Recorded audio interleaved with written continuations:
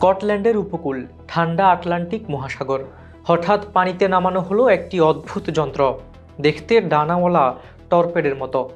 কয়েক সেকেন্ডেই হারিয়ে গেল গভীর নীল জলরাশিতে। এটা কোনো সিনেমার দৃশ্য নয়, এটা একটি বাস্তব ঘটনা।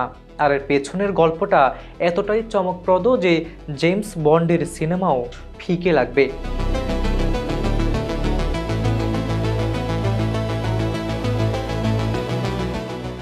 সুপ্রিয় দর্শক, খবর সংযোগের আন্তর্জাতিক অঙ্গনের বিশ্লেষণমূলক অনুষ্ঠানে আজকে আমরা জানব কিভাবে সাগরের গভীরে চলছে এক অদৃশ্য যুদ্ধ, যেখানে রোবট, ড্রোন আর সাবমেরিনরা খেলছে বিপজ্জনক লুকোচুরি খেলা।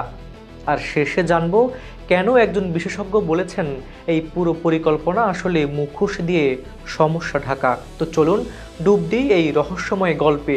আটলান্টিকের গভীরে রোবট যুদ্ধ, যুক্তরাজ্য বনাম রাশিয়া।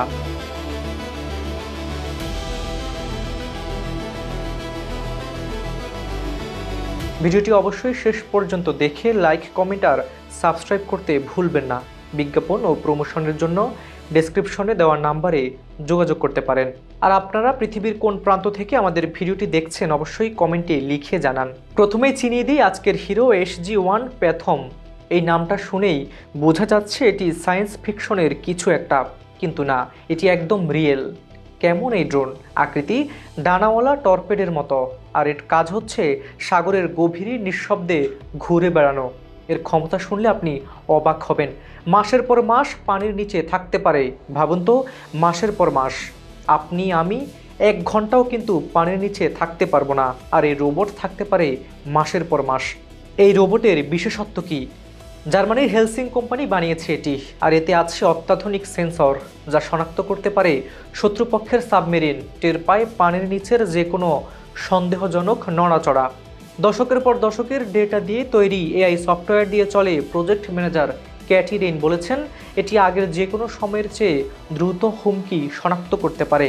কিন্তু প্রশ্ন হলো, কার থেকে এই হুমকি? কেন দরকার এই সুপার ড্রোনের? এর উত্তরে আসছি পরের সেকশনে। আমাদের সাথেই থাকুন। Russian threat. এবার আসি আসল কাহিনীতে। যুক্তরাজ্যের মাথা ব্যথার নাম রাশিয়ার সাবমেরিন। কি করছে তারা? সাগরের গভীরে যুক্তরাজ্যের জলসীমার কাছাকাছি গোপনে ঘুরে বেড়াচ্ছে রাশিয়ার সাবমেরিনগুলো। এর লক্ষ্য কি? টার্গেট নাম্বার 1, সমুদ্রের তলদেশে যুক্তরাজ্যের গুরুত্বপূর্ণ ইন্টারনেট কেবল বা তার, গ্যাস পাইপলাইন, বিদ্যুৎ সংযোগ, এগুলো ম্যাপ বানাচ্ছে, তথ্য সংগ্রহ করছে। কিন্তু কেন? যাতে যুদ্ধের সময় এক কাটে কেটে দিতে পারে পুরো দেশের যোগাযোগ ব্যবস্থা। এবার আসি আসল ঘটনায়।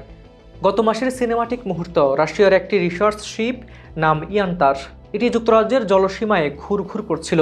সন্দেহ হলো পানির নিচের তার ও পাইপলাইনের তথ্য সংগ্রহ করছে। যুক্তরাজ্যের রয়্যাল এয়ারফোর্স পাঠালো যুদ্ধ বিমান নজরদারিতে। এরপর যা হলো তা একদম মুভির মতো। রাশিয়ান জাহাজ থেকে ব্রিটিশ পাইলটদের চোখে লেজার বিম ফেলা হলো। হ্যাঁ, আপনি ঠিকই শুনছেন, লেজার বিম। এটি পাইলটদের অন্ধ করে দিতে পারত, বিমান দুর্ঘটনা ঘটাতে পারত। যুক্তরাজ্যের প্রতিরক্ষামন্ত্রী জন হিলি একে বলেছেন খুবই বিপজ্জনক কাজ। আর চমকপ্রদ পরিসংখ্যান হলো, গত 2 বছরে যুক্তরাজ্যের জলসীমায় রাশিয়ান জাহাজের উপস্থিতি বেড়েছে 30%। ভাবুন তো, প্রতি 3টার মধ্যে একটি বেশি রুশ জাহাজ। এটি কোনো কাকতালীয় ঘটনা নয় প্রিয় দর্শক, এটি পরিকল্পিত একটি কৌশল। আর এর পাল্টা পরিকল্পনা হলো এবার ব্রিটিশদের পাল্টা জবাব। অল্টানিক ব্যাস্টন, এটা কি? এটি একটি শব্দ, বলতে গেলে সমুদ্রের নিরাপত্তা নেটওয়ার্ক।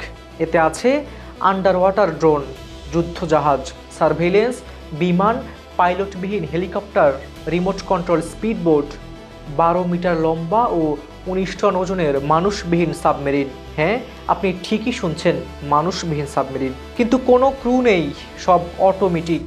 যুক্তরাজ্যের সরকার বলছে এটি রাশিয়ার পানির নিচে তৎপরতা সরাসরি জবাব। প্রতিরক্ষামন্ত্রী জন হিলির কথায় তারা জানে রাশিয়া কি করছে।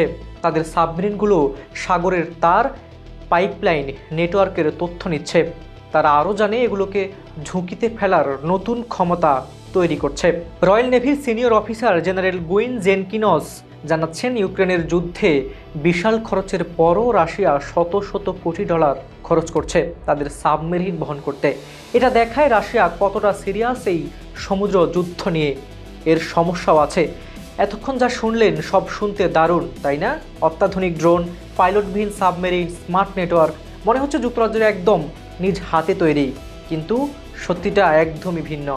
রয়্যাল ইউনাইটেড সার্ভিসের ইনস্টিটিউটের বিশেষজ্ঞ অধ্যাপক পিটার রবার্টস বলেছেন একদম উল্টো কথা। তার মতে এটা মুখোশ দিয়ে সমস্যা ঢাকার মতো।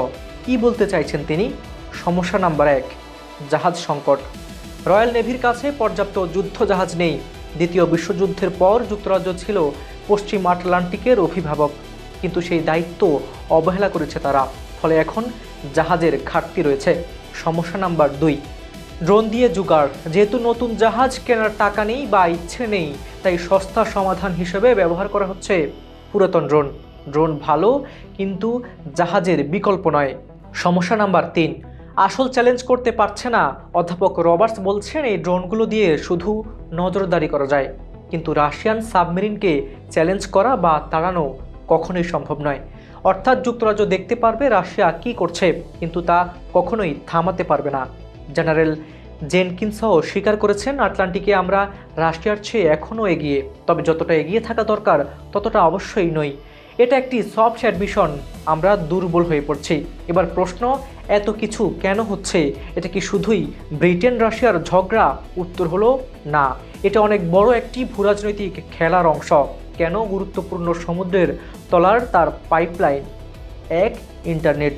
বিশ্বের 99% ইন্টারনেট ডেটা চলে সমুদ্রের তলার কেবলের মাধ্যমে।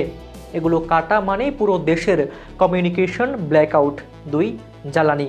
গ্যাস পাইপলাইন ইউরোপের শীতে বেঁচে থাকার চাবিকাঠি। এগুলো নষ্ট হলে মিলিয়ন মানুষ ঠান্ডায় কষ্ট পাবে। 3, অর্থনীতি। ব্যাংকিং, ট্রেড সব নির্ভর করে এই কেবলের উপর। রাশিয়ার কৌশল, যুদ্ধের সময় না লড়েই জেতার সহজ উপায়, শত্রুর যোগাযোগ ব্যবস্থা ধ্বংস করো। এবং সবচেয়ে দুর্বল পয়েন্ট, সমুদ্রের তলার এই অবকাঠামো। ইউক্রেন যুদ্ধের শিক্ষা। রাশিয়া দেখিয়েছে তারা হাইব্রিড ওয়ারফেয়ারে বিশ্বাস করে, আর সরাসরি যুদ্ধের পাশাপাশি সাইবার অ্যাটাক, ইনফ্রাস্ট্রাকচার নাশকতা সব কিছু। তাই যুক্তরাজ্য অবশ্যই আতঙ্কিত থাকতে পারে, কারণ তারা জানে পরের বার হয়তো তাদের পালা। তো শেষ প্রশ্ন, কে জিতবে এই অদৃশ্য যুদ্ধে? যুক্তরাজ্যের পক্ষে রয়েছে অত্যাধুনিক প্রযুক্তি, ড্রোন, সাবমেরিন নেটওয়ার্ক, ন্যাটো মিত্রদের সাপোর্ট আর স্থানীয় সুবিধা। অন্যদিকে রাশিয়ার পক্ষে রয়েছে বিশাল সাবমেরিন বহর, শত শত কোটি ডলার বিনিয়োগ, দশকের অভিজ্ঞতা, নিয়ম না মানার স্বাধীনতা, লেজার অ্যাটাকের মতো আসল সত্য। এটা সংখ্যার খেলা নয়, কৌশলের খেলা। রাশিয়া জানে তাদের সরাসরি জিততে হবে না, শুধু যুক্তরাজ্যকে দুর্বল করতে হবে, অনিশ্চিত রাখতে হবে যুক্তরাজ্যকে। আর যুক্তরাজ্যের চ্যালেঞ্জ, সীমিত রিসোর্স দিয়ে বিশাল এলাকা রক্ষা করা। অধ্যাপক রবার্টসের কথা মনে রাখুন, ড্রোন দিয়ে দেখা যায় কিন্তু চ্যালেঞ্জ করা যায় না। এর মানে যুক্তরাজ্য দেখবে রাশিয়া কি করছে, কিন্তু থামাতে পারবে না পুরোপুরি। এটা অনেকটা চোরকে আপনি সিসিটিভিতে দেখছেন, কিন্তু দৌড়ে ধরার মতো গার্ড নেই। সুপ্রিয় দর্শক, এই ছিল আটলান্টিকের গভীরে চলা অদৃশ্য যুদ্ধের গল্প। 3টি মূল পয়েন্ট মনে রাখুন। পয়েন্ট নাম্বার 1, প্রযুক্তি যুদ্ধের ভবিষ্যৎ। মানুষবিহীন সাবমেরিন, এআই চালিত ড্রোন, এগুলোই ভবিষ্যতের যুদ্ধক্ষেত্র। পয়েন্ট নাম্বার 2, সমুদ্রের তলদেশেই নতুন রণক্ষেত্র, আকাশ বা মাটিতে নয়, পানির নিচেই চলছে আসল খেলা। পয়েন্ট নাম্বার 3, প্রযুক্তি সব কিছু নয়, চকচকে ড্রোন থাকলেই হয় না, চাই পর্যাপ্ত জাহাজ, প্রশিক্ষিত নৌবাহিনী এবং দীর্ঘমেয়াদী পরিকল্পনা। প্রশ্ন থেকেই যায়, যুক্তরাজ্য কি ড্রোন দিয়েই যথেষ্ট মনে করছে, নাকি এটি সত্যি মুখোশ দিয়ে সমস্যা ঢাকা? সময়ই বলবে কে জিতবে এই অদৃশ্য যুদ্ধে। আপনার কি মতামত? যুক্তরাজ্যের এই ড্রোন স্ট্র্যাটেজি কি কাজে দেবে, নাকি রাশিয়া জিতে যাবে? কমেন্টে অবশ্যই লিখে জানান। এই ধরনের ভিডিও যদি আপনাদের ভালো লেগে থাকে, চ্যানেলটি সাবস্ক্রাইব করতে ভুলবেন না। পুরো ভিডিওটি দেখে লাইক করুন, শেয়ার করুন, আর হ্যাঁ, বেল আইকনে ক্লিক করতে ভুলে যাবেন না কিন্তু। সুপ্রিয় দর্শক, খবর সংযোগের বিশ্লেষণমূলক অনুষ্ঠানটি আপনাদের কেমন লেগেছে অবশ্যই কমেন্টে লিখে জানান।